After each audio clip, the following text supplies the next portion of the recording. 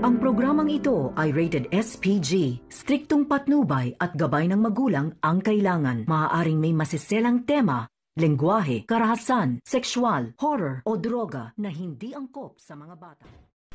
Nanonood ka ba ng Batang Quiapo? Baka pwedeng pahingi ng isang like at share. At kung pwede, pakisubscribe na rin bilang isang suporta sa akin.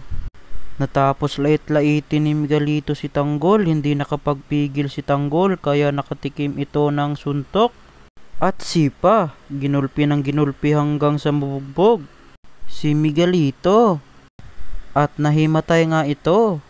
Agad namang nagpatawag ng pulis si Jackie at hinuli nga agad si Tanggol. Sa presinto, uminit naman ang ulo ni Rigor dahil nagkita na naman sila ni Tanggol. Sinabi nga ni Rigor na tatakbong mayor si Tanggol, hindi karapat-dapat dahil wala siyang pinag-aralan. Kaya maya nga lang dumating na ang mga gerero at sinabing mas malala pa ang naranasan nila.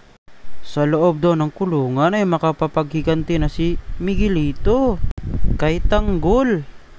Pinagtulungan nga si Tanggol para bugbugin. Mabuti na lang at dumating ang mga pulis. Naghintay nga itong si David sa labas upang barilin si Tanggol, ngunit nagdadalawang isip si David na barilin si Tanggol. Nadala nga si Tanggol sa ospital at ginamot. Laking gulat nga ni Ramon na si Tanggol ay maraming bugbog. Galit na galit nga itong si Ramon at gustong magiganti. Hanggang dito na lang po, abangan na lang natin bukas ng gabi. Maraming salamat sa panonood at suporta sa akin. Huwag kalimutang i-like at i-subscribe na rin.